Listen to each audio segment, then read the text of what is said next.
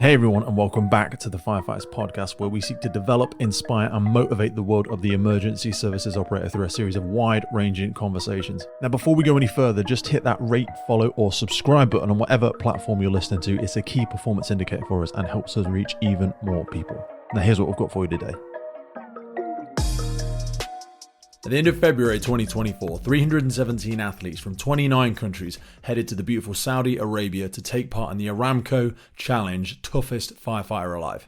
14 of these athletes were firefighters from the UK Fire and Rescue Service, and over the course of 2 weeks, we did battle with every nation in attendance, from fire truck challenges to PPE challenges to fire station cook-offs. That was a hell of an event.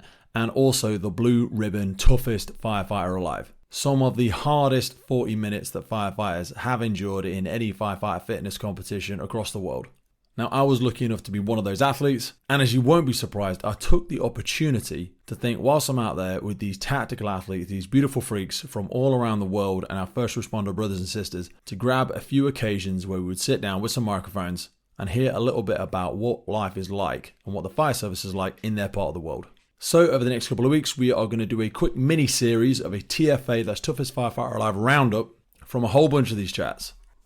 You're going to hear what the fire service is like in Brazil. How do you join it in America, Canada, Australia? We hear from New Zealand. We hear about all the different competitions that are around the world. We also talk about a lot of health and well-being. So if fitness is not your thing, then fear not, we are going to be delving into lots of different areas, a little bit around how these people started their careers. And of course, we're going to be doing mini kind of debriefs about what the event was like. And there's also some surprising, really heartfelt stuff in there. Some incredible stuff comes out when you sit down with these individuals. I always say that people from the first responder community are absolutely fascinating individuals. The reason they are attracted to our sector is usually because they don't fit in other places, which means they're a little bit wild, a little bit wacky, and absolutely my kind of people. So rest assured, we will be dropping our normal episodes every Monday as well. But consider these a little bit of a bonus and hopefully some insights and some incentives for more fire and rescue services around the world to see the value in the networking and the celebration and also the recognition that is firefighter challenge environments all over the world. So I hope you enjoy this mini-series, and please think about sharing it with someone else in your circle. We go in lots of different directions where lots of people would take benefit. So don't be selfish. Be sure to tag this, follow it, rate it on the platform you listen to, and share it. Bounce it into that WhatsApp group for everyone else to take value from hearing the voices, the stories, and the shared lived experiences of firefighters and first responders from all over the world. We were sat at dinner the other night. We were talking about Mumbai and they talk about the history of the TFA. I've been lucky enough to be around you guys, and you've invited me into this kind of, not inner circle, it's not a, it's not like a meritocracy thing, but it's like, I felt really privileged to get to know everybody.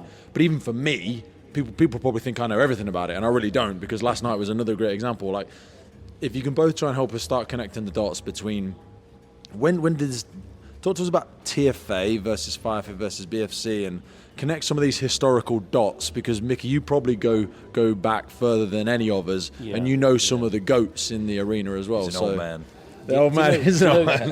The funny thing was, I knew John a lot earlier than I actually remembered. Okay. Because there's a photo of me and I think it might have been when we were in Belfast. Yeah. Babyface John back then. Babyface John. But yeah, for me, the first thing was it was the World Firefighter Games, and they held it in Liverpool. Yes. And I was always a good power lifter, you know, and I went over and I did that, and I did very well. You won that, didn't you? Yeah, I did. In my age and weight category, I won that.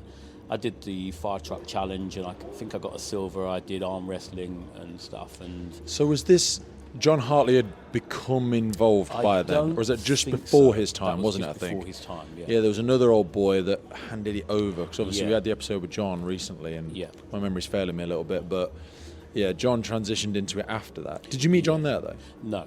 You met Kev there, didn't you? I knew of Kev there because Kev was doing the fire truck challenge. Okay. And I remember just his voice and him speaking, because he thought he was going to win it. Okay. But that was, when you kind of like, a future events. Oh, you were here. You were there. That's when, the faces. Like you said, you connect kind of like the dots. So who else was going to the games from the UK then? Because that was the first that was the first time the World Firefighter Games was in the UK? No, I think they had an earlier one that might have been in Leeds. Okay. And that might have been maybe 2006. Don't quote me on that, but that's... What was the attendance like from the UK services then? Was anyone else go from yours or? Yeah. A few because it's quite kind of more of an Olympics. The TFA is just part of it. Yeah. And people were going. Cyclists were going. People who could shoot guns were going. Yeah, there's so many crazy events. When I was reading down his list, there's everything. The Tabs is in it. I'm not surprised more people don't put Tabs teams in because. Jesus, everyone on the fire station plays Tabs. Tug of war. Tug of war was there. That's great. Stuff like that. And also, John was telling me, if your kid is older than 18, your kid can do it. Yeah. So that really is the family side of it. Whereas obviously TFAs and BFCs and stuff like that, we're looking for members of the fire service. If you're serving with it and stuff like that. I think you need to be from that environment. Yes, 100%. That could be a world of hurt if you're just stepping into that. Yeah. And believe me, I know that. This episode of the podcast is brought to you by Gore-Tex Professional Fabrics. Now, we all know the working environment of a firefighter is filled with challenges. We face serious risks on the job, such as heat exhaustion, burns, physical and mental stress, and we frequently come into contact with high levels of toxic chemicals. Now, I have been wearing Gore-Tex for nearly 2 decades on the front line, working in hostile environments, tackling challenging incidents from firefighting to water incidents and in urban search and rescue environments. Gore-Tex have a well-earned reputation for protecting professionals in the fire and emergency services through their family of highly innovative, waterproof, breathable moisture barriers that exceeds global performance standards and are trusted worldwide. Gore-Tex, going further together. So, had you done any kind of are you doing any kind of firefit thing, or was World Firefighter Games you first stepping into the world? So I did that, and I did the events like everyone would do. Yeah, just an athlete. Yeah. And then when I got back to station, a colleague said, he goes, but you're only comparing yourself to kind of like firefighters. For you to be good at, to compare yourself against the people, who do powerlifting, then you need to be at national level. And he said, if you want to judge yourself against other firefighters, there's a TFA that they hold in Mönchengladbach in Germany, every year. Yeah. And he showed me it, and I went, yeah, no problem, we'll go over. And long story short, how old would you have been then? Sorry. I was quite old. I must have been 42, 43. Wow. So I was old, older. Anyway, we just. Well, you've always had that really healthy, some people would see it audacious. So I've had it as well, and I still feel like I have it, even though all my injuries and stuff. That's self-belief. It's one of the things I try and give my daughter. If I give my kids anything, it's self-confidence, self-belief. Yeah. Not like ego, not audacious, ridiculous optimism. If you can't do the thing, there's no point trying to fly if you can't actually fly. Yeah. But that sort of self-belief, you've got to have. I see a lot of people self-deprecating these days. They don't think they're going to do well. They don't believe in themselves. Even at stuff like this, I'm like, all the people we've invited here, John, they wouldn't be here if we didn't think they could actually do the thing. Yeah. I mean, there's some incredible athletes that couldn't make it here today, and we acknowledge them and the Jacks of the world and stuff like this. Incredible people, but timings and logistics. But the people that are here, they can actually do it. But why have you always had that sort of audacious self-belief, that cheekiness of no, I can do it.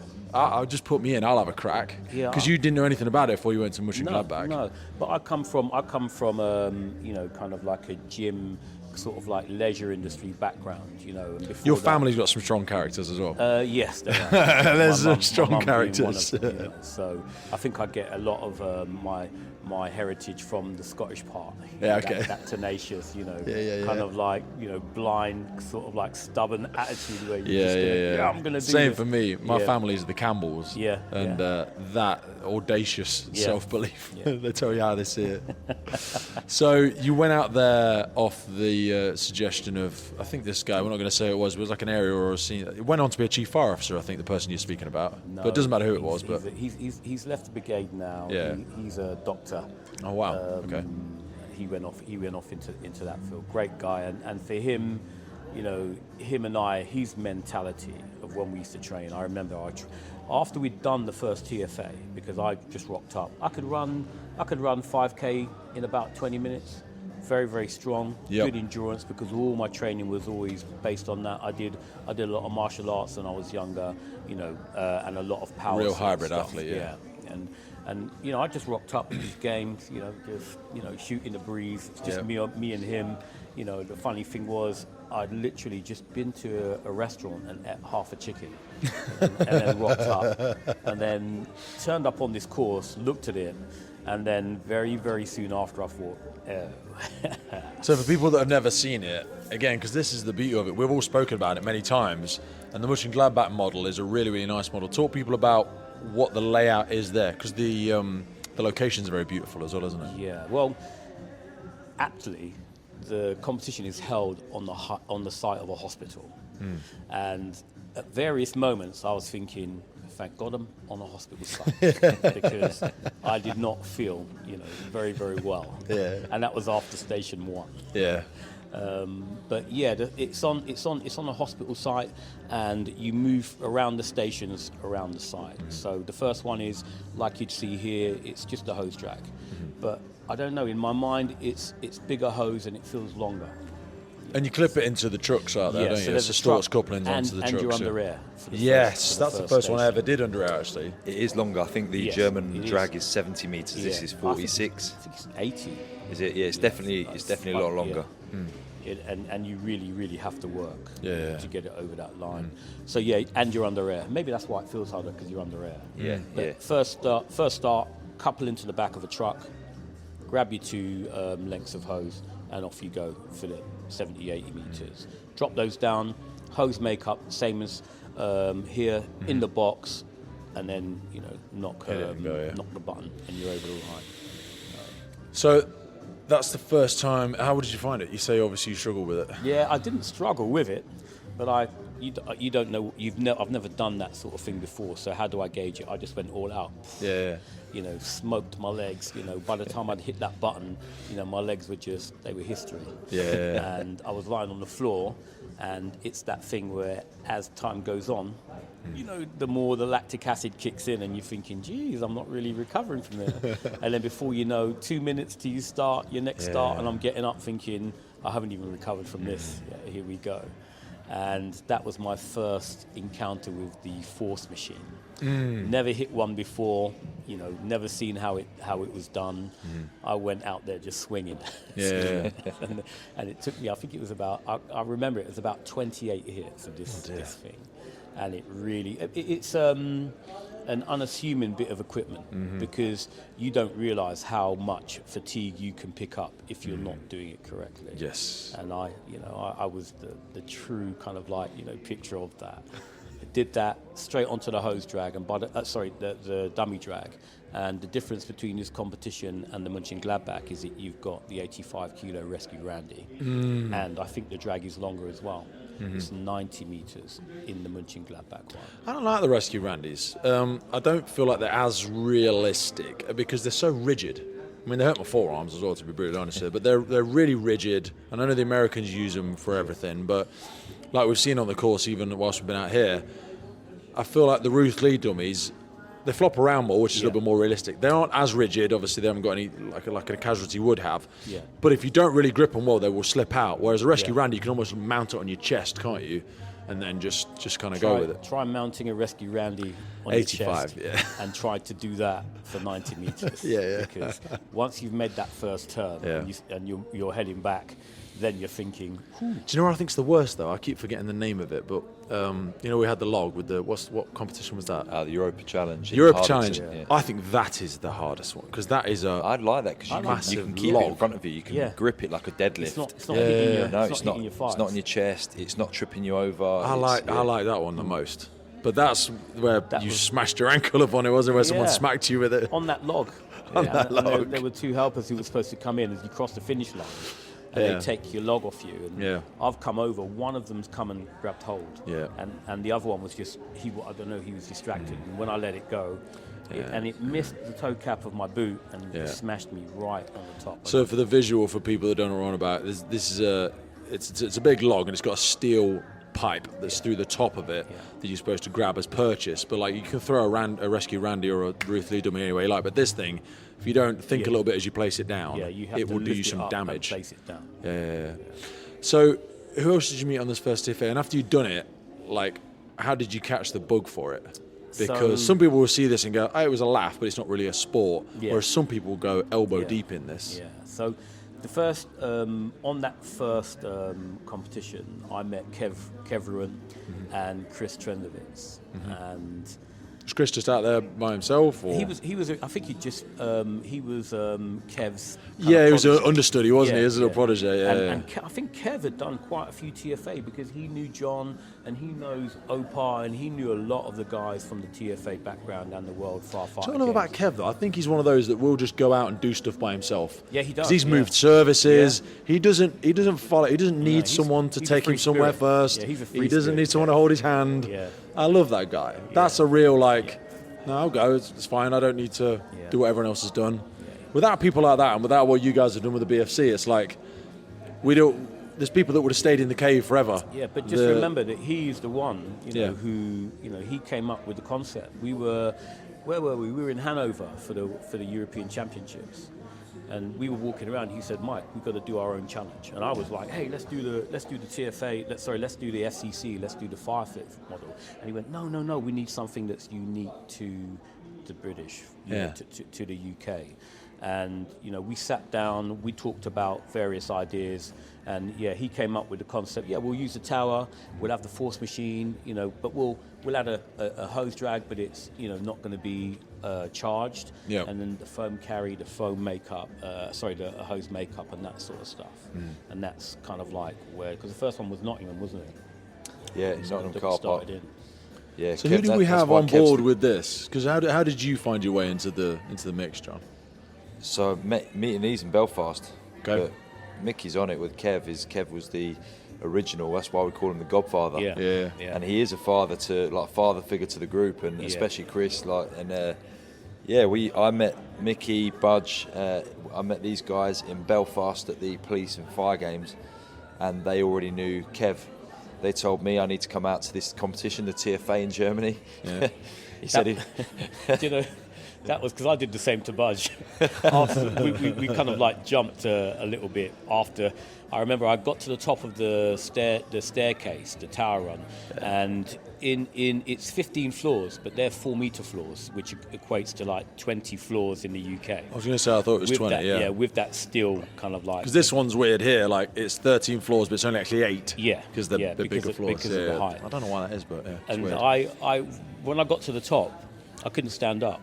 And every time I stood up, that lactic acid would just come flooding back in, and I was lightheaded and my legs were spasming, and I think I was up there for about an hour.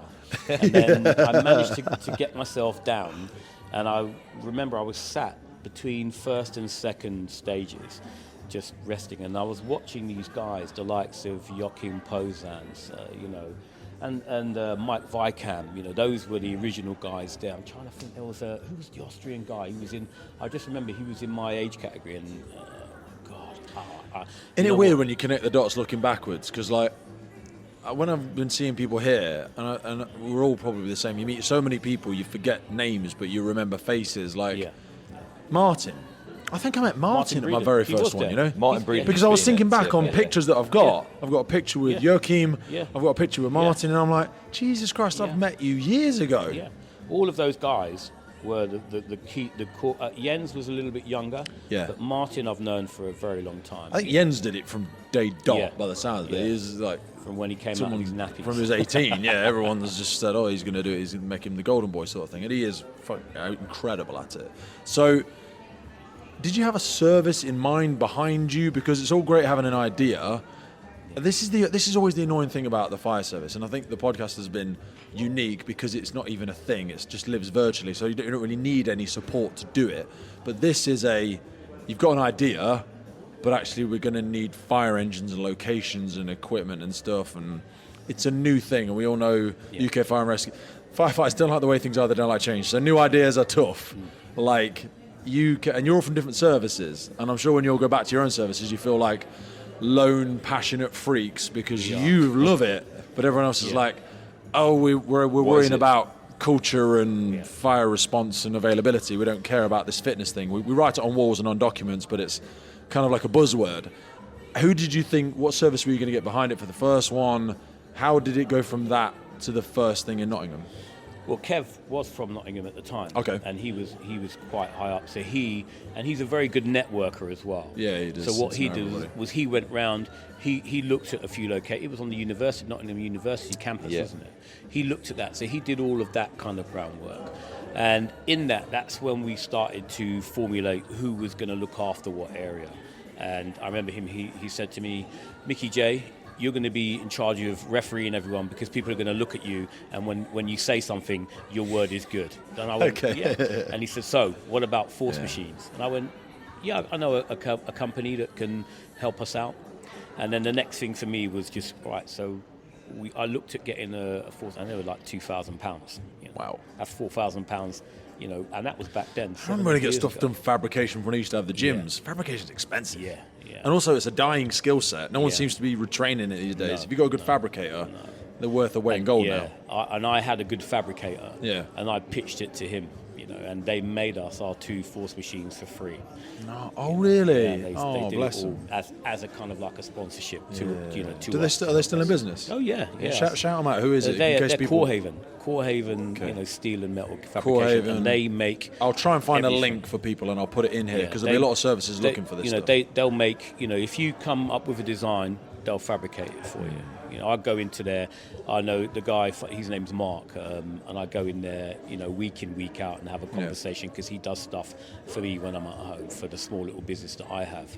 And I'd go in and he's making like a horse box, or he's converting plates for campers or making railings and stuff like that. So, that engineering mindset of bringing ideas into reality, fabricators are fantastic at that, and they help you understand what it is you're actually asking for, and they can make it happen. So getting the kit sorted, going to happen in Nottingham. Talk us through a little. Who was in that? So it was you, Rob, John, Kev and Chris. Was that was the first? That's the core. That's still the core today. Yeah, it's still the core. Yeah. So the only thing that changed was Kev just wanted to get the ball rolling. So Kev got the ball rolling, and then as soon as we did Nottingham, he went, "Here you go, guys. Over to you." Over to you. Yeah. Here's your model. Off you go. But the idea grew, like Mickey said, from from Hanover. We were all over in Hanover doing the TFA. So every year it's in Mönchengladbach, but every fifth year they do it at an expo. Like we've got the NEC Emergency Services, they do the TFA at their expo. Oh, do they? You know how big the emergency services is. This thing's on steroids. It is massive, and you have. Have you been to Intershoots? 100-meter Alps, That's what it is. Yeah. Oh, it is Intershoots. Yeah, that's what. All right, I've never been. I want to go to Intershoots. You want to go because it's I need to go to FDIC and I need to go to Intershoots. I've had like 4 or 5 invites now. Having a job sucks, doesn't it? Because tap up Sasha. He's always goddamn. He's Mr. Esgard. I'm not struggling with funding. I'm struggling with time. No, not funding. Just but he'll say, "Come over." He'll show you. I know. Because he again. My service keep asking me to go to work. It's so disrespectful. I think it's just inconvenient. I have to have a job. You need to retire. Anyway, so. In other news, this episode is brought to you in partnership with MSA Safety. Today we have them to thank for the improved firefighter safety through connectivity in their brand new connected firefighter system. At the centre of the connected firefighter platform is the MSA M1 SCBA with telemetry. You can view battery life, air pressure and estimated time remaining either independently on the M1 itself or from the Luna connected device screen. Also, still with the air status, alarm information, search status and all of this provided to the incident command for confident decision making during the scene. That integrates straight in with the Luna system, which is a wireless all-in-one device creating an independent search and rescue network, providing edge detection, enhanced personal thermal imaging, while simplifying post-scene reporting and data retention. One of the key parts of the Luna is their FAST system, the Firefighting Assisting Search Technology. This combines directional and distance information with thermal imaging to help find separated teammates and decrease response time. It actually connects you to the other crews in the vicinity for a unified search during the time of mutual aid by instantly notifying the network of Luna devices when there is a downed crew member, allowing for a prompt search and rescue.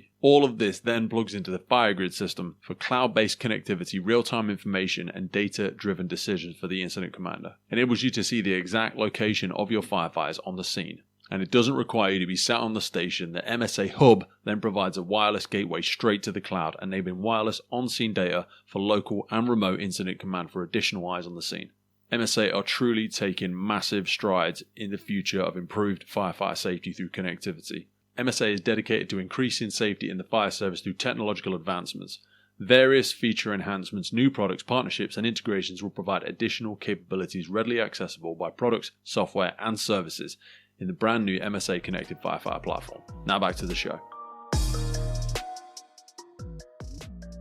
Yeah, we said we'd have, I think, we had about 12, 14 guys that went out to Hanover, and pretty much every single one of them was like, yeah, we'll help. Yeah. And that 12 became 4. Yeah. Always the case, isn't it? So, but those 4, we're still tight, we're still doing it, so yeah, still going. And I think that shows the passion in it, because going back to the first Mönchengladbach, I remember just the way I felt, and in my head was, this is firefighter fitness. This is the standard everyone should be at. Everyone should compete in this. This is what sets us, because if you can do this, this is it. I remember coming back from Mönchengladbach, and we took the pump out, and I said to my watch commander, do you mind if we go to London View Tower Block?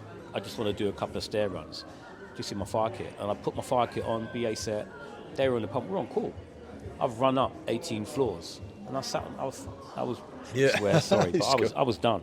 Yeah. And even coming back, I was sat on the pump thinking, if we get a call now, I'm done. Yeah. I don't think I'm going to be effective in any way, shape, or form. But that is right, though. That is the standard of fitness. Because if we go off the minimum standard of fitness, the minimum standard of fitness does not account for walking up 10 floors with kit. So how did you guys navigate that conversation? Because again, people hearing this for the first time, or people who are still experiencing BFC and the Welsh and the Cheshire and whatever in the UK for the first time, because so many people joining the services now, which is great for us and what we do, because people are so into it, but they won't perhaps be able to remember the fact that when this stuff first started coming about, it may have been seen by some in some services as elitist, as a bit toxic masculinity, as a bit they don't need to do that, Mickey. John, we've got the fitness standard.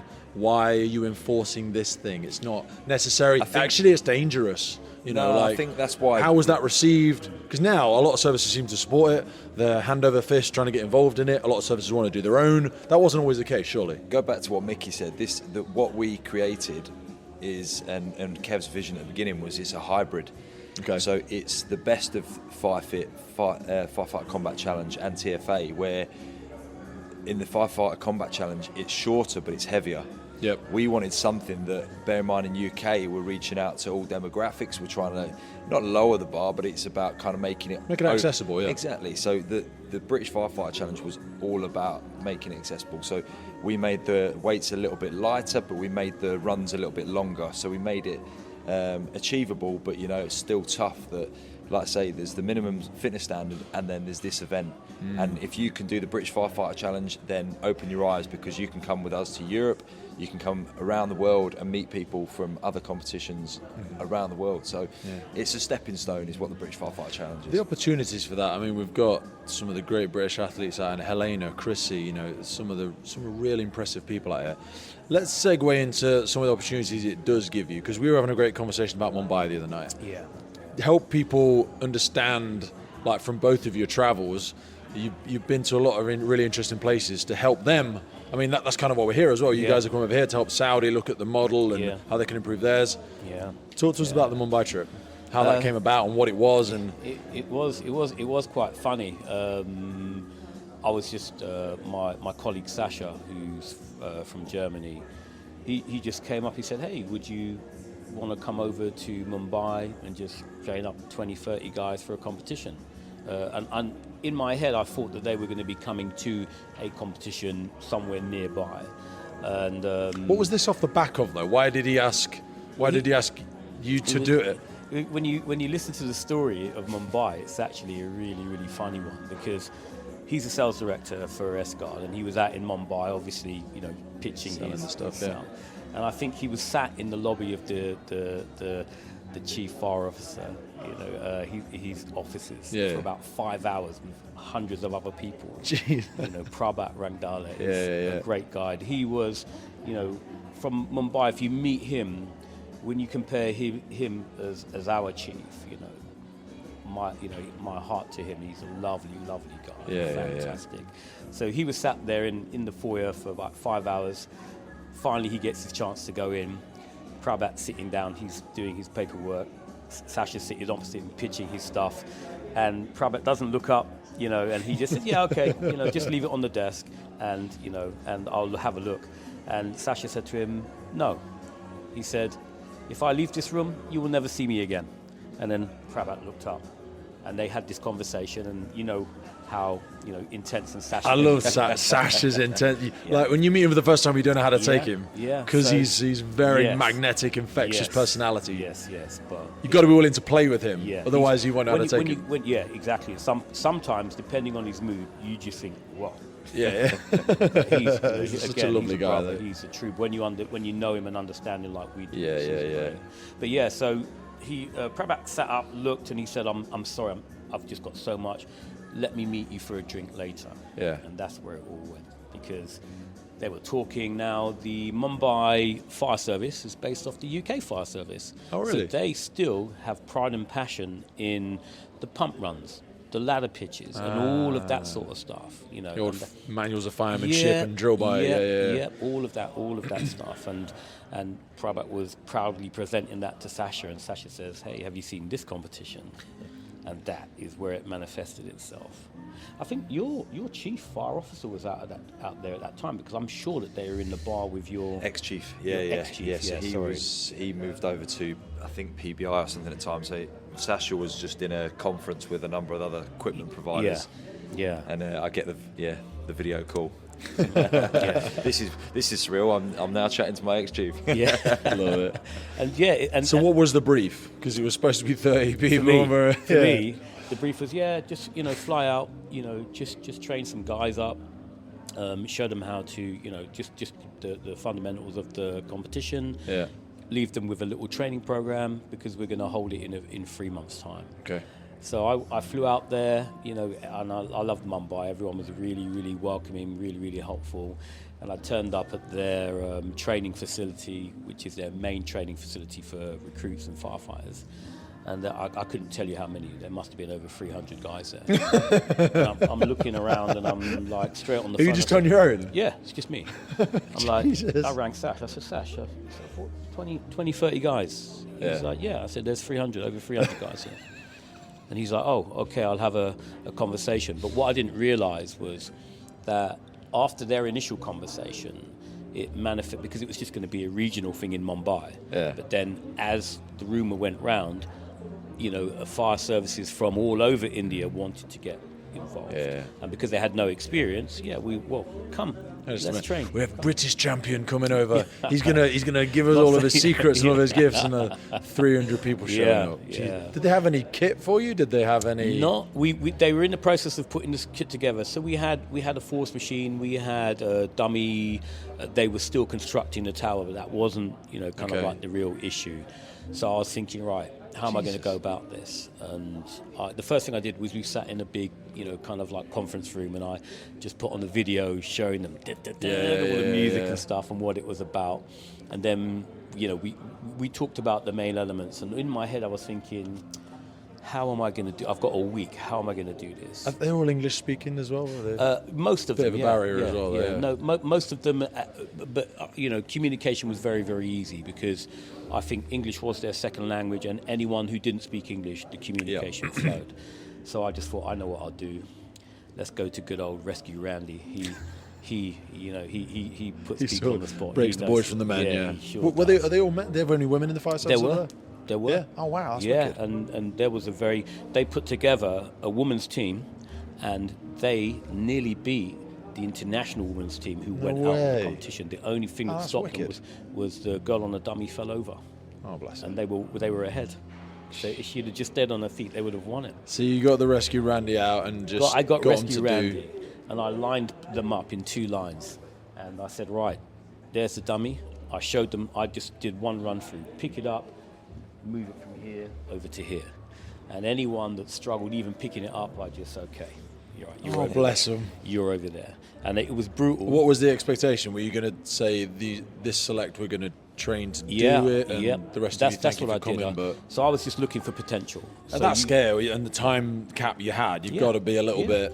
We've got to see who's serious here, and don't want to put people under false pretenses, because there's no point putting you on the course and you can't do it. It looks bad if you've got competitor after competitor coming in and not even. I don't want to embarrass anybody, exactly. do it? So, and that's the thing. And they were coming up against honed, seasoned international competitors who were 10, 20 years in. And you don't want to kind of like set that. And 3 months is not realistic, really. How did they perform? Very, very well. Yeah? I think watching them perform at the end of it, I had like hairs on the back of my neck. When you want to just well up and cry just from the emotion of them. It was funny. Do you remember when we turned up into the stadium? Yeah. So they did. It was this big thing. I didn't realise. I went over there thinking we were just going to do some low key thing, and after that, I think I was there for the week. And on the Thursday of training, I'd had a group of guys, we were settling, we were doing trainings like camps and stuff. I was there from 6 in the morning till 6 in the evening with different groups doing stuff, all the way through the day. And then Thursday, all of these media trucks roll up, and I remember a guy, very charismatic guy, Gotham, turns up. He says, "Hi Mike, I'm Gotham," really enthusiastic. Shakes my hand. He said, "Okay, so we're going to have an interview. I need to get you into makeup." And I'm like, whoa. No, I'm not. Today's podcast is powered by our partner Lifelines and their revolutionary approach to functional hydration. Just like in firefighting, water is essential for body function, but studies show more than 80% of firefighters are dehydrated. A 25-year study findings from the National Institute of Health showed poor hydration to be linked to early aging and chronic disease, and even mild dehydration results in significant negative impact outcomes including headaches, exhaustion, rapid pulse, irritability, and poor cognitive function. A study conducted by Yale University showed that participants who were just 1% dehydrated had a 12% increase in errors when performing tasks that required cognitive flexibility. In addition, dehydration is shown to worsen mood and attitude, contribute to confusion and poor decision making, and negatively affect memory and judgment. In other words, you really don't want your incident commander, firefighter, or for that matter any first responder on a critical scene to be even slightly dehydrated. Mild dehydration occurs when a person is just 1.5% dehydrated, a condition that does not even trigger the thirst response in most people. So just imagine how quickly a firefighter or any first responder can and does become dehydrated in their day-to-day duties, which is why I address my hydration first thing every day with Lifelines. Go into the notes for this episode and specifically check out Lifelines Hydro Fuel and Hydro OG by clicking in the notes for the podcast for a clean energy solution designed for those who demand more from their day. Now back to the show. Indian media always looks so for jazz and bang. It's all so... They're like Bollywood superstar. They're the top guy in Bollywood. Like imagine like a Tom Cruise or someone coming over. Yeah. They had that Jason figure. Statham. Indian cinema's massive, I can't remember what his name was, but he was there and he was like the guy that they all absolutely adore. He's like a god to them. And they're singers as well. And from the pop like industry. stage performers, they can do it all. Yeah. But when I mean it was a spectacle. Yeah. It was a spectacle. Yeah. I mean, I never told anyone that I was going out there. No one at all. I just, I'll go over. They said that they'll pay for stuff. I just booked in leave, and I just disappeared. I think the only people that knew were John to a certain extent and Rob. Yeah. And I went out, and then when I came back, my brigade were like, "Oh, so, what were you doing out in Mumbai?" I was like, "How do you know?" Yeah. But because it was in Reuters, it was in the international news, unbeknownst to me, it filtered back to the UK. But Fitness ambassador from the UK Fire Service. Do you know what, though? That's a really segue for an important point there. It's like, whenever I see this stuff, like me as a typical example, I shouldn't do well in any of this stuff. There's so many people in the UK Fire and Rescue Service, far fitter than any three of us. But you have to have that bit of audacity and, again, self-belief to put yourself out there, to be willing to make mistakes, be willing to look stupid, be willing for people to go, why is Mickey going? Mickey's not anything. Mickey's why him, not me. I'm like, shy kids don't get sweets. Yeah. Put yourself out. You're too busy trying to pretend you're perfect. Yeah. Get over yourself and get involved. Do you know what I mean? That aspect of being willing to get involved and muddle through it. I think you've got to have that mentality where, you put yourself out there to expose your weaknesses, and that's, I like And that. also, it's more important than just you. Yeah. Like, we're out here right now representing the UK. Yeah. It's not the John Gregory show, it's not the Pete Wakefield show, it's not the Mickey show, it's the wider thing is more important than the individual, you know what I mean, and what it stands for. And that's why it's called the British Firefighter. It's not called, whatever. Your names are interchangeable. Yeah. The thing is more important than what we stand for. I think Joachim Posant said it best as well. He's always said to us, it's one thing as well coming over to one competition and come and overthink you can do it, it's coming back. Yeah. It's coming back year after year, and Yeah. dedicating yourself to this type of fitness, because ultimately this type of fitness is what we do. It's our job. So it's not just a strongman competition. It's our job, and actually to come back and learn it and learn your trade, and see how people from around the world do it. You ask anyone who's done the individual, even yourself, but you've experienced it. Anyone who hasn't experienced it and has experienced it for the first time here, you'd see that look in their eyes, and they know. They know. Well, Jared's another example of that. Like, I always said to him, like, why don't you do like CrossFit or something? Why have you made this your everything? And he's like, well, because it's what we stand for. Yeah. You know, his like third generation firefighter, his brothers do it, his dad's done it, and he's like, this is really important to me and what that is. But he's never done the TFA as well, so this is like his first experience of that. And he is another Joachim, and different place of the world. It's what it stands for, and there's some incredible, May Timber and stuff like that. Those sorts of people are like, and people like Helena and Chrissy, and we've got some people in the UK are making those waves now. And I'm like, it's nice that it's become big enough for it to be your thing. And that's what the BFC is about, because there are a lot of people that most people are starting to know what a firefighter challenge is. Yep. I think we've made it big enough now where I think people do know around the services. People now stream it live from their stations. They watch it as a group. They watch what's going on. But it's proving to the fire service as a whole that this is what we do, and the fireground fitness test is what we should be doing, and this is what we should be doing, because it's above and beyond the minimum fitness test. This is about being able to actually do what we're supposed to do. It's not just about doing a walking test and saying, I'm fit enough to do the job, but can you actually do the job? And it's when you come to these competitions. Those fitness tests, people are only walking to the minimum standard. Exactly. And that's the thing I could never get my head around. Why would you walk to the minimum of something? You want to be at the maximum. When you do the TFA you or fall the BFC, to the level of your training, don't you? You think about all the things that you do before you get to the dummy drag, on the BFC, on the TFA, on the FCC. All of that, dragging hose, doing all the stairs, that is exactly what we do on the fireground. And if you can't do those things, and if you can't pick a dummy up, you aren't fit enough to do what you need to be able to do.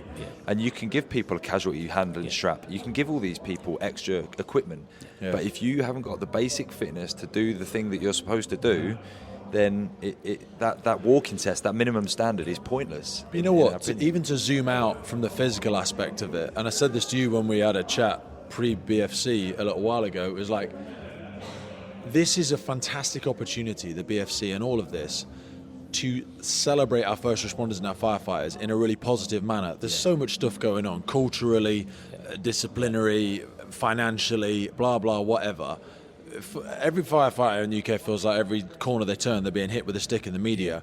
This stands for teamwork, integrity, equality. We're talking about the women's attendance at the BFC and how that's skyrocketed. That's if fantastic. any service would snap your arm off to be able to achieve the equality, the inclusivity that BFC has managed to do. And the BFC doesn't even belong to a service. It's almost sad that it's independent, but it shows what firefighters are capable of when you just let them get on with it. And morally, what you guys are capable of, what you've achieved beyond the physical, is like a perfect manifestation of teamwork, collaboration, all of it. The other sad thing for us is that the BFC is perceived as a business, as a company, that we're making money from it. But we don't. Any revenue which comes in goes back to the BFC, goes to firefighter charities and various other charities as well. John, Rob, Chris, all of the key stakeholders, we dedicate our time, and we don't even get that time back. Now, that's our time. Gets paid for it. For me. But you got a free pair of hikes boots. Oh yeah. Okay. Right. And when you think about all of the time, we're family men. But every year when you go to do the tower, I'm always like, I help out for a couple of hours, and then I'm like, Jesus, I have no idea how Mickey does this. Jesus remember, Christ. I'm on day crewing, so I know. I'm normally coming off the back of a 96-hour shift, and I've got to get that tower loaded. That's 4 or 5 hours onto lorries. Then we ship it to wherever it's going, and then that's when it all starts for us. And it doesn't, my week of the BFC starts on a Tuesday and ends the following Tuesday once it all comes back and everything's parked It's up. an exciting time though now, because even through coming out here and having conversations with Dean Keeber and potentially North Ants, and next year potentially the regional potentially, models I'm just going to say it. There could be, and we've had conversation with Cleveland about a Northeast challenge. Yeah, baby. We've got Cheshire, so we've got a Northwest. Scotland, We've got Wales. Scotland are interested. We've got the Welsh. We've got potentially a Midlands in the. We need some down south people. But then this all comes back to, right, we've created a model and a load of events that can sustain themselves once we've got them up and running. But it comes back to it's what not Mickey, about growing the BFC now, because the BFC is tried and tested. It's sustainable. It's got good partners. It works. We're setting up these regional events, but it comes back to what Mickey said, and we're at a transition period at the moment where we need to go to the very top people, the NFCC, our fire chiefs, and say, come on, this is something that's growing. It's good benefit to the whole country, to every firefighter That's in the what UK. I'm saying. When you're looking for something positive to align to, we need some assistance, and the assistance is we need some help for leave, because I can't keep taking this out of my girls and Charlotte's time, and I'm putting her under pressure. 100%. Same with Mickey. He has a young daughter he needs to take care of. So there has to be at some point even more people that are coming to the helm and helping out in these competitions, which they are, the Cheshire guys, the Welsh. So we've got to grow and we need the support. But this is what I'm saying, like, and we've said it a few times here. It's important that those senior leaders, we're not just having a conversation here with the greatest of respect, like station level knuckle dragon firefighters like me, to high five each other and go, yeah, let's go and do a thing on the side. I want to really articulate specifically how these SLT members can see, and it's not about box ticking, but it is about, they need to see how this does contribute to the strategic improvement of their services, their health and well-being, the value their members and their employees, grey and green book staff, can take from something like this, and how they can celebrate it and it's useful to them. Not like, oh yeah, if we've got time we'll do it as a little extra on site. No, this should be a core part of your strategic health and well-being of your services. The camaraderie by getting people together. I don't think networking, everything. Yeah, I'm not sure everyone necessarily understands how positive that is about meeting Germans, Estonians, the Americans, the Canadians. We've come out here and you celebrate the fire service from across the world. That gives you something. That gives you the pride. It gives you the positivity that you need to do your job, and have that self-esteem, the belief, and it's those things that make you positive and takes away some of that the mental health thing that we're going down. You know, you're right. It's about culture. You imagine, you think of an everyday, watch on a mess deck, shooting a breeze, and you look at, the general watch, persona. Yeah. If you've got an enthusiastic, watch commander, and he's like, right, come on guys, look at this, let's do this. I mean, check, look at what ARAMCO have got. That fantastic gym. That gym was I was blown away. Yeah, and I was like, wow. It's like a brand new pure gym in them places. Exactly. All the matting, the sleds, the everything. Exactly. You imagine that. You come in, and if you've got that little bit of background, all it takes is 3 or 4 of you, to go in. Yeah. When I train at Rickmansworth, when I get all the equipment out, those people on shift, they'll come and take part. They're not interested in competing, but they look at it and think, let me have a go. I'll play this. And then they realise, they think, wow, this is really hard. Yeah. And they just come in for the training. And that's almost like the psyche that you create. Well, let's come in for the training. And I remember in the beginning days when I was out and people would be out the windows, mocking.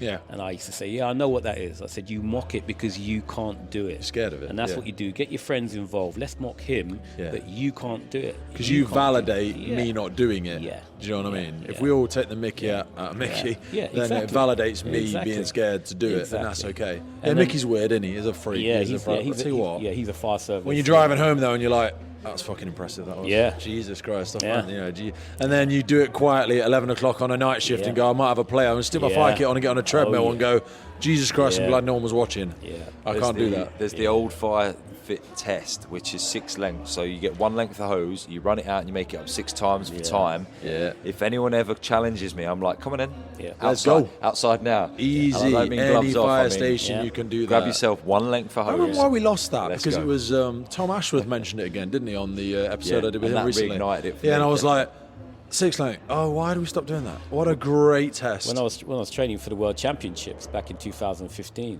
that was the end. That was the warm down. Yeah. That was warm. You're fatigued. I'm lying down. Mark Harrison. Right, let's go.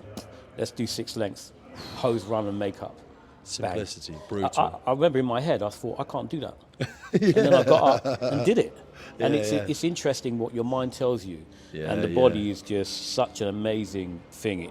Just the resilience of it, the way it's able to adapt, you know, going from running upstairs. When I'll just touch back to the tower block when I ran up once. Yeah. You know, a couple of months later, I had full fire kit. I can do that 3-4 times, no problem off the bat.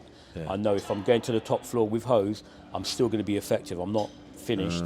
I'm ready to go. Quick breath, and I'm ready to go for any kind of like thing. And that, in my head, was always the thing. Yeah, this is true firefighter. And again, connecting the dots for people nationally. You know, big incidents, all of the high-rise work we're doing, the Grenfell outcomes, all of this sort of stuff. We know buildings are not as safe as we'd like them to be. This is not a scare tactic. I don't need to convince anybody the data's out. Yeah. We need our firefighters to be capable of doing this stuff. I was looking at some of the great stairwell procedures that Manchester have got and the requirements. They're going to have stairwell protection teams. You're going to need firefighters to be able to get up to the 18th to make sure that compartment stays pressurised, put in detectors and smoke curtains on different... You're going to need a firefighter to do that. That is an expectation. It's not unrealistic. I've been there. Yeah. You know, we were at a school fire. Yeah. And I spent the first 15 minutes running out a load of hose. Yeah. Loads of hose all over the place. And I stopped. So I'm done. And then, blowing out your ass. You, over here, BA. I was like, oh my God. Yeah. Go up to the bridgehead. Yeah, here you go. I must have told you about Elizabeth House. Yeah. So I was sector commander and the lifts were out. So I ran to the 17th floor because at some point someone needed to get eyes on the fire. Fortunately, it turned out to be a fire that was out, but it could have taken hold and there was a lot of smoke. Let's go. So I ran to the 17th floor and this guy was coming out of his flat, coughing, choking on the smoke. And I got to the 17th floor and I needed a bit of a breather. I'm breathing hard. And this guy who's choking looks at me and goes, "Are you okay?" And I had to take a couple of breaths and go, "I'm fine, I'll be okay. Are you okay?" But with respect, okay, you're not an elite athlete, but you are conditioned to this. Imagine, you know, a watch manager, crew manager, whatever from another station, they'd have tapped out of the 9th. You know? Or even the 4th. That's not the answer, is it? Yeah, that's not the answer. What are you going to do about it? No kit. On a serious note, that is, you know, almost a repeat of what happened in Shirley Towers. Yeah. You know, Shirley Towers, 3 o'clock in the morning. Yeah, man. You've got the officer in charge and 2 BA. You know, they go up to. Someone comes out, says my girlfriend's still in there, and that instinctive let us react led to that unfortunate sad. All of that was just getting to the scene of operation. Yeah. Now I have to do the thing. Yeah. Now you've got to do the thing. The thing that used to already knacker you outside of normal residential property. And remember, when you get tired, the first thing to go is, you know, your situational awareness, forgetting your helmet, Shirley you know, all of these debriefs, little things like that. And that's why you have to, you know, train to that level. Not anyone can be an absolute savage when they're all prepped, they've had their coffee, they're in the nice little kit and so on and so forth. Zone, Which is, we bring it back to the TFA, as referees, we're watching these guys. Yeah. And when they've done stage 2, they don't know where they are. Yeah. Even our guys, I see John, and he won't mind me saying this, but he was dragging the dummy, he went over the line, he dragged that dummy another 5 metres. He started dragging it around the corner. I thought he was going to take it around the course with him. And his face was, I don't know where I am. Yeah. So let's take us to the here and now. So people will have seen some social media posts, I've seen some videos. I don't think it will have done justice. Let's put some words to the images. I mean, let's start with 80 tons of scaffolding. Wow. Jesus. It's on just another scale. A mind blower. Oh my God. A mind blower. You know, to set all of that up. That's, you know, that is next level scale. This is just next level stuff. You think of the cost implementation. Would we do that in the UK? No. Hundreds of thousands. I'm not sure they'll get away with that, though, to be fair. There's no space to do the damn thing.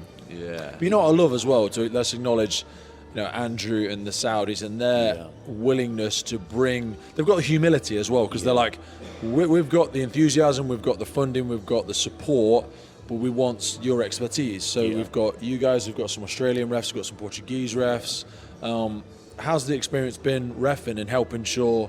Because this is a hard thing as well. It's like you guys have done a great job at making sure it's a good experience for the athlete by making sure it's ticking all the right boxes. So how has that all been? From an organisational, you know, John and I, we know what it's like when you're organising something on a mass. I mean, this is BFC times 10. Yeah. You know, and all of the other stuff going around. This not just a TFA. The logistics all of this of the is logistics crazy. and stuff. So coming from that point of view, when we come in, there's no point in it. There's no ego here. Yeah. You know, we're just told, okay, they're in charge. We have a conversation, and what we do is we just fill in the gaps and we make things work, because that's the experience, you know, and we learn from the things that you know do or are not in place. Yeah. And then you know what good looks like, because you've seen it in 7 different versions in 7 different countries. Yeah. So when people have an idea for something, you're like, 100%, I love your enthusiasm. That's not going to work. We might just need to think of this. Yeah. Because I Making promise it you, fair. after 10, 12 runs, what you think is going to happen is not going to happen. That's not going to work. Yeah, exactly. Yeah. And that's the thing. It's being fair and consistent. And on the it's hard. It's really hard. Really hard. These are long days for you. How many steps do you get the other day? I think it's 32,000. 32,000 steps. John's out there constantly running up and down the course. Is because you're on stage 1, you're running up and down. You're on stage 1, so up and down the hose all the time. Yeah. Stage 2 is very complex. Everyone's talking about stage. Give people a bit of an idea what you're running on stage 2, John, because this is the one that's scaring everyone. I think it's the biggest. It's the biggest calorie punch and all, because there's so much in it. There's so many strength aspects in stage 2 as well, isn't there? Yeah, so you're running onto the force Stage bench 2 is machine. almost its own BFC, sort of, isn't it? Yeah, Really. 100%, Talk us through 'cause it is stage 2. The fastest are doing it in 2 minutes 15. The average is somewhere between 3 minutes, 3 minutes 30. So you're doing more than a BFC, or the equivalent of the BFC, and that's just one of 4 stages. You know. So what's involved in it? So yeah, you're running onto the force bench machine, and you've got to remember you've still got a lot of work to do after the hammer. So some people are going out hard on the hammer and then they're paying for it later. But yeah, you complete the force bench machine. Is it a bigger force bench machine? No, it's the same size. Is it? It's just the Kaiser. It's just the branded Kaiser, but it's the same size as our Corehaven force bench machine. It's not lubricated in No, any way, shape, or form. some people are averaging like 14 to harder, 19 sorry, I thought you hits. said bigger. No, I Sorry. did think bigger, because it feels like it's taking longer. It's basically like one of the complications out here is volunteers. Yes. So in England, in America, everyone knows how these machines work, and what we do in England is we get the same people resetting the force bench machine every time. So we know if it's 2 sprays of lubricant, it's 2 sprays of lubricant. That's it. But out here, we can't do that. So what we've done is just wiped it clean, literally just the dust off, and then it goes again. It's a lot of friction still, isn't it? It's anywhere from some of the bigger guys doing it in 15 hits, so it's still achievable. But some people are doing it in 30 hits. You know, it's taking a lot. Yeah, it's taking a lot out of you.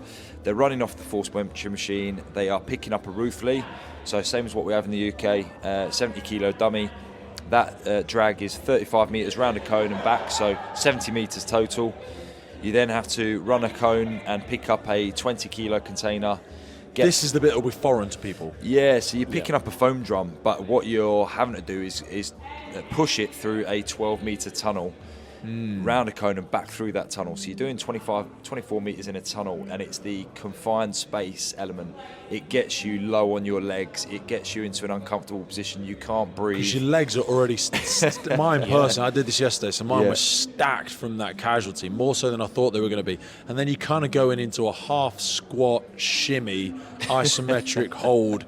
Kept trying to stand up, bashing my set on the top. I felt like I got away with it a little bit. Some people, the first 2 days, I was worried, because it didn't seem like anybody had an answer for it. Some people were sliding, some people were falling over, some people just crawled through. It's like a rugby scrum position. It's a weird position, isn't it? It's a tough one. And you finish that, you drop that down, you drop your BA set on the floor, and then you've got about a 40, 50 metre run? Yeah, it's about 40 metres. To the wall, and then it's a 3 metres. So this is a 3 metre wall. 3 metre wall with you've a got steel lip on it. So you pull yourself up some rope. You've got a little ledge that you can just about get your feet onto, and then you've got to try and do like a muscle up. Is it a lower technique. ledge, do you think? Because it's a big old muscle up when you've got to do I to ran get it over. before, I think the ledge was higher, because I'm only saying it because there's been a few athletes, men and women, but we saw a very, very fit, talented athlete yesterday. Really, she couldn't get over it, which was really demoralising. It was tough to watch. Because when she stood on it, it is shoulder height damn near, even when she's on the lip. Yeah. That was really unfortunate to watch. It's a tough, because people were practicing it in trainers when we were allowed to, but then when you're in your fire boots, It's not a massive lip, and that's tired. fine. It's not unfair. It's fair for everybody. Yeah. It's hard to push off. Yeah. It's really difficult. I think it's giving people the butterflies, that is. Yeah, and I think it's also like I say, the hammer is tough. So what people are realising, it's taking a lot out of them before You they ain't get to the jumping wall. fresh. No, you aren't jumping fresh, and you've not got much left to get over that wall. So it's it's a leveler. Yeah. So they're over that. I think and if then it's you buzz. get over that wall, you're in a good position for the rest of the competition. Yeah, the rest of it feels like just grunt work, but I haven't seen anybody. Sometimes in the BFC we see people tap out on the haul. Talk to people about the plates, Mickey, and then we've got the weight of the haul as well is different. Yeah, so when you ascend the first, remember there's 2 staircases. Mm-hmm. The first staircase it's 3 floors. Yep. 20 kilo weights. One 20 kilo weight in each hand. You can on the way up, if you can two-step it, do yeah. 2 steps. You can 2-step it up, but you must touch every step on the way down. I think that's just a biomechanics thing. Yeah. 'Cause most people are strong enough. Yeah. I was 2-stepping it, but I think that's only because I'm taller. Yeah. Like you can be like Zach is very strong in our team, but he's not very tall. Yeah. So we had to single step Yeah, it yeah. because it's a 40 kilogram lunge Yeah. up 3 floors. So it's a lot for people to do that. So they're getting up there. How heavy is the haul? 30 kilos. That's two a legs, lot. 2 legs. It's 2 hose packs, isn't it? That because again at the BFC sometimes we see people. Mind you, it's shorter haul, isn't it? Yeah. So ours is pretty much double that. Ours think it is is, yeah. 3 floors. This is 2 floors. Yeah. Yeah, it So feels you've significantly got- higher. You've got the 2 BFC more one flights does. of stairs at our competition. Yeah. Yeah. 2 more flights. 40 I know ours they're is calling 40 this 3 meters. floors, but Yeah. it doesn't feel that high when you're No, up it's, there. I think. I'm not sure if it's a visual illusion because it's Yeah. right next to a 13 Yeah. meter as well. Maybe Yeah, I don't know, yeah. but it didn't feel like as long of a haul, but it's significantly It's heavier. just heavy. I think it's maybe just about over halfway. Maybe. Yeah. But at the BFC, it's 15 kilo pack, and in most European and American competitions, it's 20. Yeah. So 30 kilos, that's heavy. And for some people that weigh 60, 70 kilos, that's half their body weight. And again, it's after 2 Yeah. intense stages already, so they're getting that over the top. I don't think people are fully recognising that taped area, because I saw a few penalties yesterday. People not for obviously in the BFC we've got a box. Yeah. Here, it's a Yeah. taped area on the floor. Right. Some people are missing that. Yeah. I've seen quite a few penalties on that. Penalties are savage here. They are. So in the They're BFC, brutal. remind me, are we 5-second penalties usually, or are they Yeah. what it 2 is. seconds if you're missing steps. 2 seconds, 5 coming down. seconds? Yeah. Here, what are they? 2 minutes? 3 minutes? 5 minutes? It's only if you don't complete the stage. So Yeah. here is, because you've got 4 stages, if you don't complete some of the required elements of each stage, then you are just timed out. So you have to complete the course in its entirety. Yeah. If you don't get over the But wall... what if you make an error? If you make an error, that's a penalty. But if you don't... How much is the penalty then? Between 3 Yeah. seconds and 10 seconds. Oh, okay, so the Yeah. penalties aren't minutes. Yes, some of them, but some of the things you can not do that you can do wrong, which Yeah. will incorporate a penalty, comes under failure to complete the stage. And as we know, that's the That's 4 basically, minute. That's the you're 4 out of the minute. comp. Yeah, you're out. You ain't got Yeah. finishing time. Yeah, on if that. you don't drag that dummy far enough, if you don't get the Kaiser over a certain distance, Yeah, if you don't get over the wall, Yeah, or if you don't lift the advance hose the pack, hose, yeah. if you don't advance the hose over that line, Yeah. technically that's an incomplete stage. Yeah. So you're timed out for that Yeah. stage. So we've seen loads. We've got a couple of days left. We're going to see the rest of our males, our older males today. Tomorrow we've got all of our females coming up today. Yeah. What we've got to look forward to closing out the week. How have you guys found it so far? And is there any kind of closing things we want to leave people with? Because when we get back and when this comes out, we'll be rolling into the Welsh and then the British. Give us a bit of a wrap up. Well, for us, for me, once I get back, it's just straight back into training. We've got competitions in Europe. We've got firefighter challenges, in various locations. Polish, in Poland, we've got Firefit in Poland, we've got Firefit in Mainburg, and those are kind of like the run-up competitions, to the BFC. After that, BFC is going to be great this year. Yeah. Kev's last year. Kev's last year as a commentator, we ain't seen the the last of Kev. Kev can move on. He can move to a different job. He's got a different job every 2 minutes. It's like a homing pigeon. Yeah, he'll come back. he'll mate. swing back. He's not leaving us. I think he's leaving the microphone with you for the events. Yeah. Yeah. He's stepping down from the microphone, but he yeah, he's left a hell of a legacy. And, you know, from one car park from a British Firefighter Challenge in Nottingham to now hosting regionals all over the UK, it's exciting times. So yeah, that would be my take home. Is for anybody listening, it's get involved in a regional if you've never done them. Yep. Or just get straight involved in the British. There's no harm in, and this is what I try and teach people on the fire ground that back home is. Be prepared to fail. It's okay. It's okay to fail, because what it will is it makes you go back where and you are. Makes you look at your own training. Just remember that. I was thinking like your bank account. Not looking at your bank account is not going to help. You do need to face the fact that if there's not money in there, you can't keep spending and just hope for the best. Yeah, because it face will it, come back. do something about it. You need to work Remember on it. that all successes are built on a multitude of failures. 100%. You know, and that's what you need. If you can't be afraid of failure, because what failure does is it truly judges where you're at, and then you know where you need to be. Yeah. Like I said, I remember sitting down looking and then going back next year, completing it, going back the third year and being top 3 in my age category. Yeah, man. And then when you hit that height, that's when you think, wow, that's an Got to swallow a big myself. humility pill to get that, though. Oh, yeah. You know what? I'm one for stupid tattoos. I've got a big one on my rib that says win or learn. Yeah. And that's everything. Everything is win or learn. That's it. That's the truth. As long as you choose, as long as you lean into it. Well, look, if people look under the podcast in this, we will put, because the best place to see this stuff will be the social. So we'll put a link to BFC, Cheshire, and Welsh. That's the best place to be for when the registration comes out. Obviously, literally these sell out in a couple of hours now. BFC sold out super quick, but people can still come and watch. Come and be part of it, see it, touch it, talk to the athletes, talk to us, get familiar with it, and we hope to see everybody end of July at the BFC. Beautiful. Cheers, fellas. Pleasure, Pete. I'm busting for piss. The Firefighters podcast was created to recognize, acknowledge, inspire, and hopefully even motivate these incredible individuals who have chosen to be part of the first responder community. Our driving purpose is to create a legacy resource for the current and future generations of firefighters and first responders. We get some incredible feedback from listeners and guests, and as the podcast grows, our desire to create longevity and sustainability means we are asking for the support of our listeners. If you want to support the podcast, if you want to get discounts to our merchandise, hoodies, clothing, coins, patches, tallies, and also access to all of the incredible documents get shared with us from our podcast guests and sector leaders, then please head over to our Patreon page, and for just £3 a month, you can support the future of the podcast. Please finally hit that follow, subscribe, or rate button on the platform you're listening, and wherever you're around the world, please support your emergency services responders, and thank you for listening.